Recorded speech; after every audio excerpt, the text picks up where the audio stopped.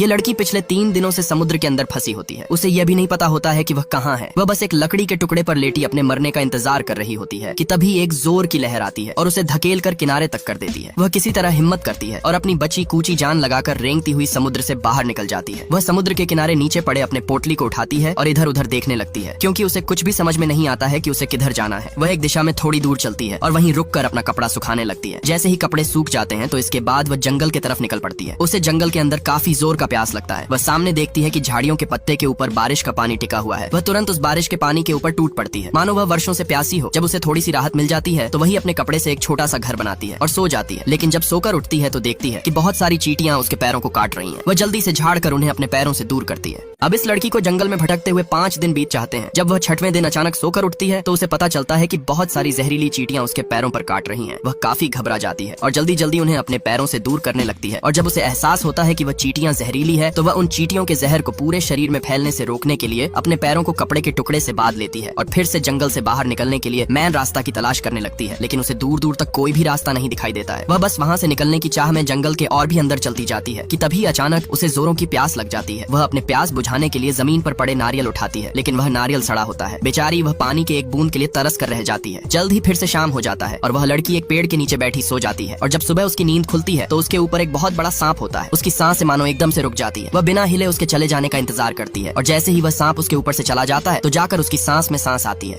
ये बच्चे बाढ़ की वजह से अपने माँ बाप से बिछड़ जाते हैं और वे एक ऐसे द्वीप पर पहुंच जाते हैं जहाँ एक भी इंसान नहीं होते हैं। वे वहाँ से निकलने के लिए काफी समय तक भटकते हैं, लेकिन जब उन्हें कुछ भी समझ में नहीं आता है तो वहाँ से बाहर निकलने के लिए एक मैप को देखने लगते हैं कि तभी अचानक एक अजीब सा दिखने वाला मकड़ी उनके तरफ आता है। वे उस मकड़ी को देखकर काफी डर जाते हैं और अपनी जान बचाने के लिए एक कुएं के अंदर छलांग लगा देते हैं और वे वहाँ से निकलकर एक ऐसी जगह पहुंच जाते हैं जहाँ बहुत सारे सोने का खजाना होता है। वे उस खजाने को पाकर खुश नहीं